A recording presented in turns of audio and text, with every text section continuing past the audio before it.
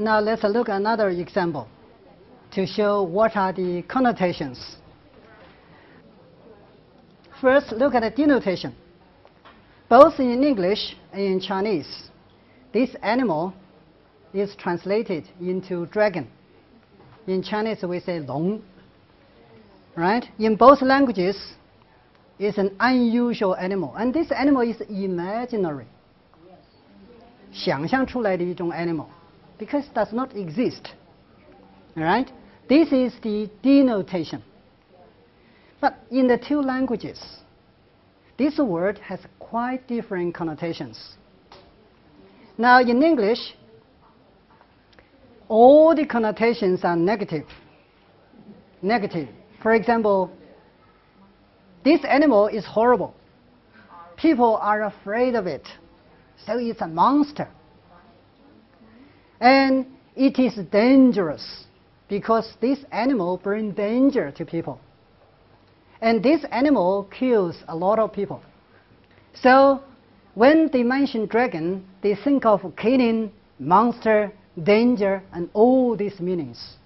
Okay? So these meanings are negative. But what about Chinese? What about in Chinese? Hey, all the connotations are positive. Right? We often say, oh, 龙凤呈祥.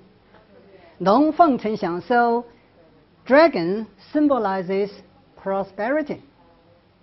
祥和.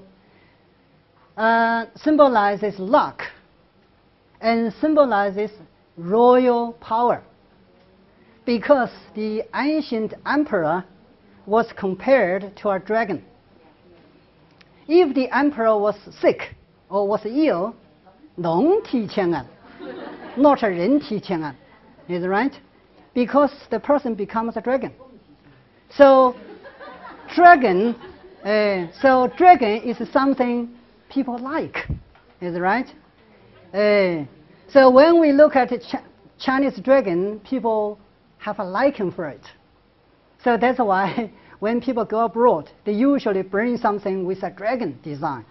Right? However, foreigners do not like it. Right? Chinese think it's a good gift, but foreigners are afraid of it. They say this is a monster. Right? So this is the gap, cultural gap between Chinese and English. So now you know what are the connotations, right? Yeah. Connotations refer to the associations people have in relation to the denotation. Okay? Denotation. Now let's come to synonyms.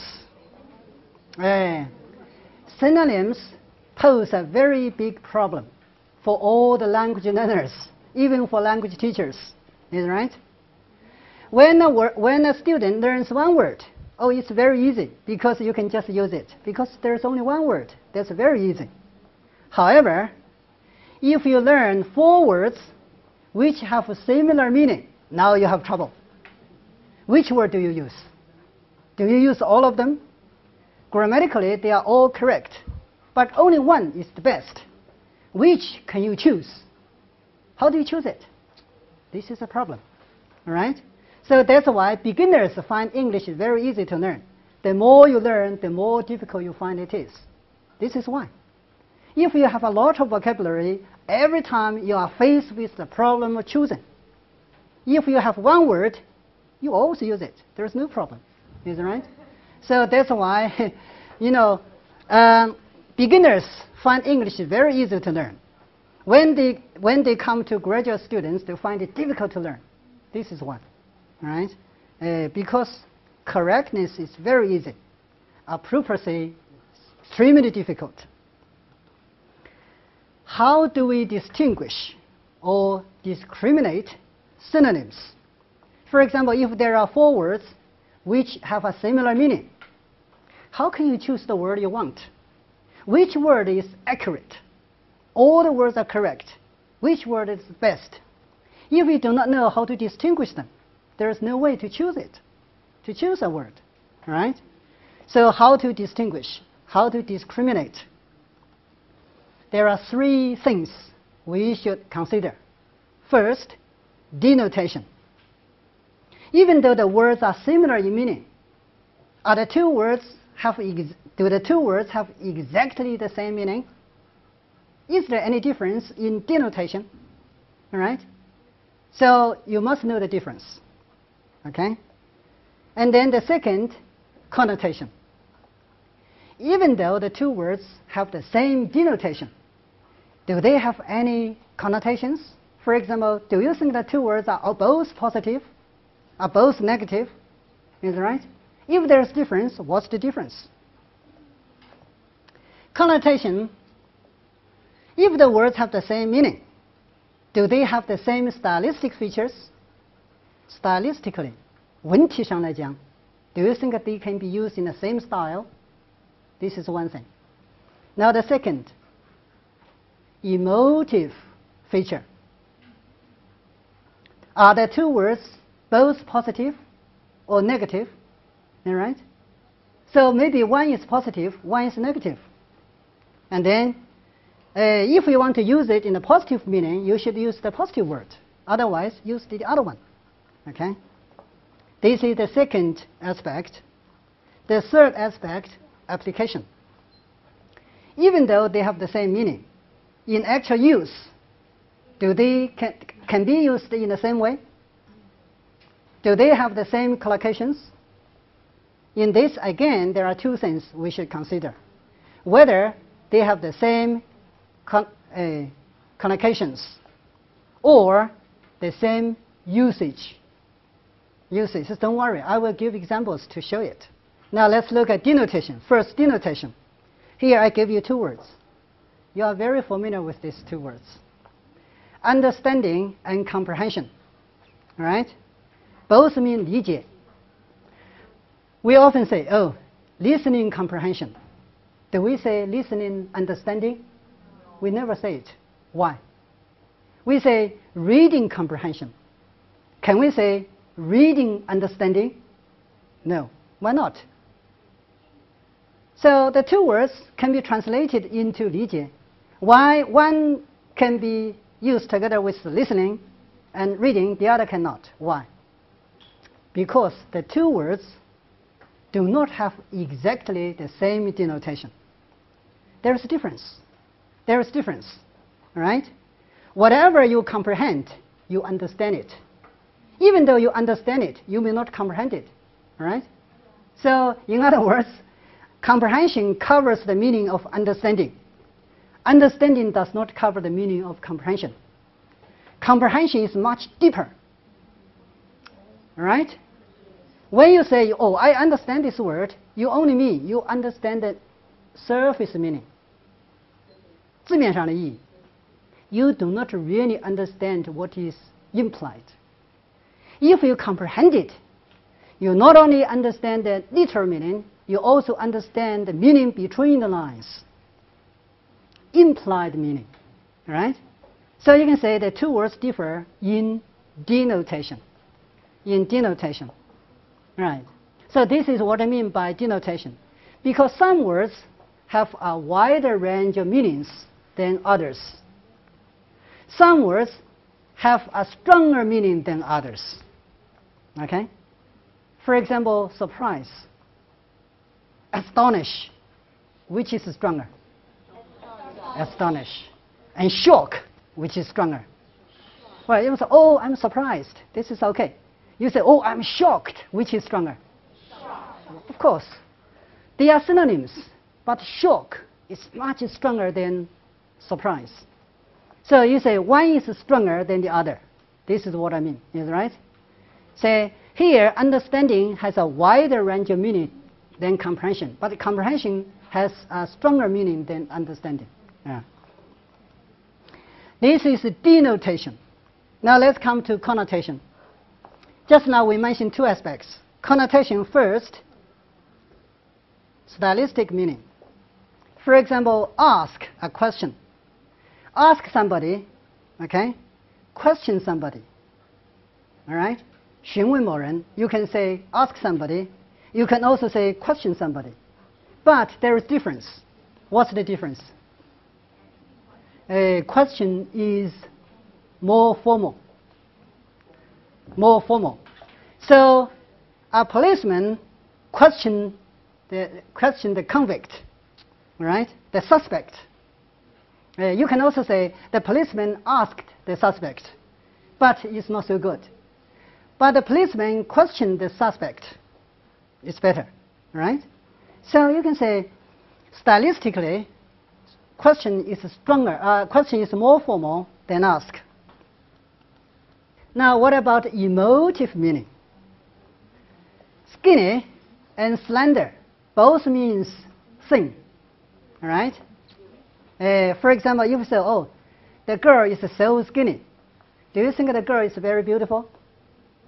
No, everybody wants to be thin. If the girl is skinny, even though the girl is thin, the girl is horribly thin.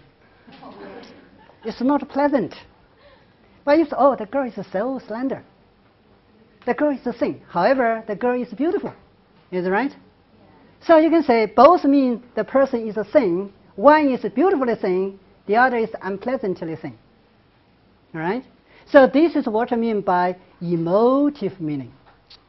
Emotive meaning. For example, famous and notorious. Famous, notorious, both mean well-known. If you say somebody is famous, you show respect. If you say somebody is notorious, you discontempt. Right? You look down upon that person. All right? Say Mao Zedong is famous. Hitler is notorious. Is it right? Both are well known. Okay? So you say this is what I mean by positive and negative. And finally, let's look at application.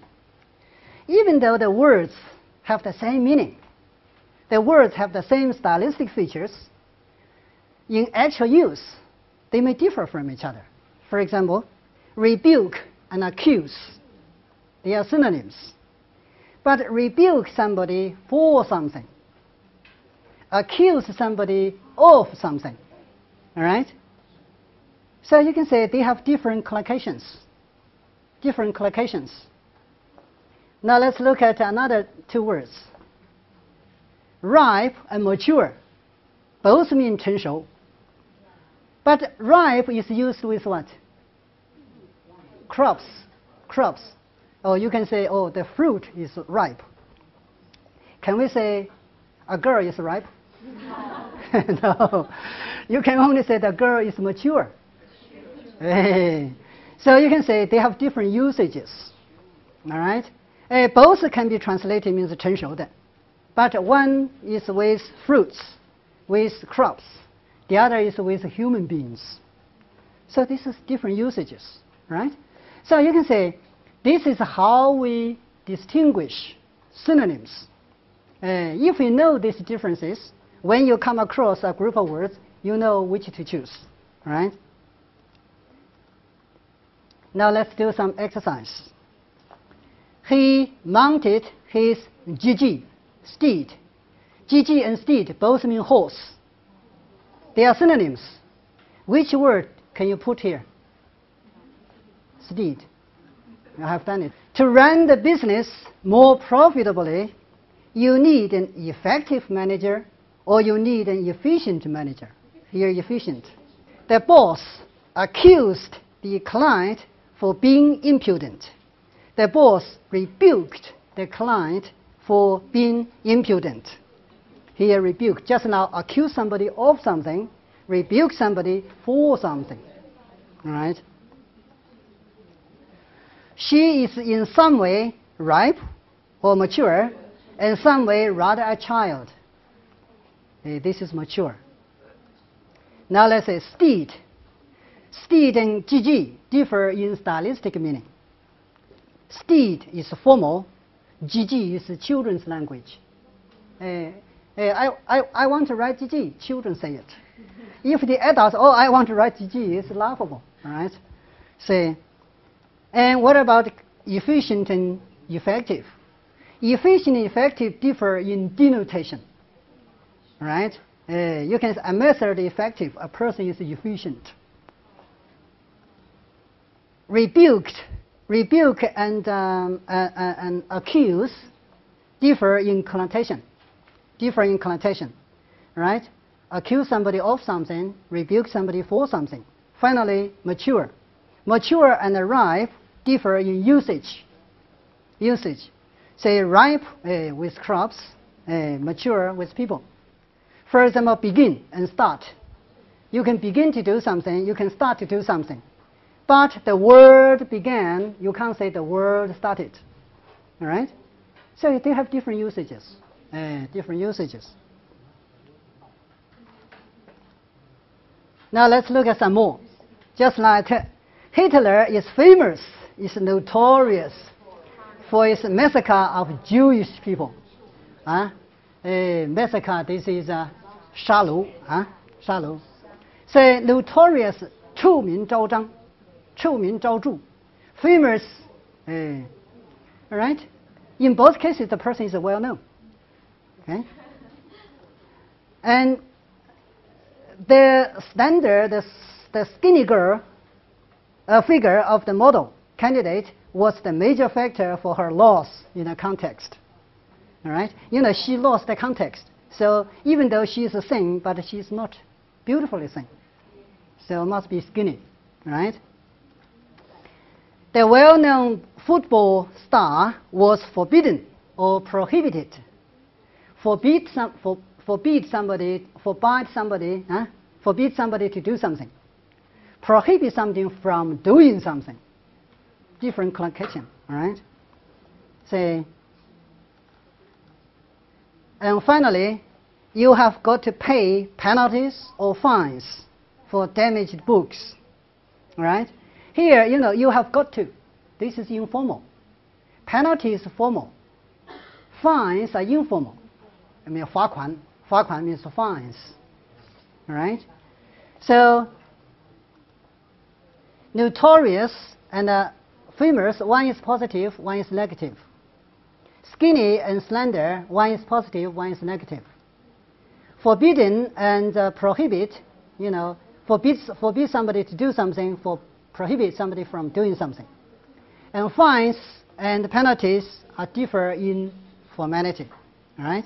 So, you know, if you know the differences, you can actually fill the gaps very easily. So these are synonyms. Now let's look at antonyms. Synonyms have the same meaning or are similar in meaning. And what about antonyms? Antonyms have opposite meanings. Antonyms are opposite in meaning, all right? So they are antonyms. Antonyms can be formed in different ways. For example, antonyms can be formed by affixation. If you put a negative prefix to a root, you make it opposite, right? For example, different, indifferent, loyal, disloyal, possible, impossible, athlete, non-athlete, regular, irregular, capable, incapable, winning, unwinning, social, asocial, right? So you say these words are the opposite words of these antonyms of these words, but these antonyms are formed by adding prefixes, right? Not suffixes. Only prefixes can make them opposite. Suffixes can never. Now let's look at this. Sometimes the same word can have different antonyms. The same word can have different antonyms because in each phrase the word has a different meaning. So the antonym is different. For example, rough sea, rough texture, rough area, rough person, rough calculation. Now let's look at hard. We can have hard examination, hard chair, hard journey, hard work, hard person. So in each case, the antonym is different. Now let's say rough sea, calm sea. Rough texture, smooth texture. rough area, quiet area. Rough person, gentle person. Rough calculation, precise calculation. All right? So you can say the same word can have a different antonym. Now what about the following? Hard examination, easy examination. Hard chair, soft chair. Hard journey, smooth journey. Pleasant journey is also okay. All right? Hard work, light work. Hard person, easygoing person. That's right. Okay? So you can say the same word can have a different antonym according to the different context. The antonyms.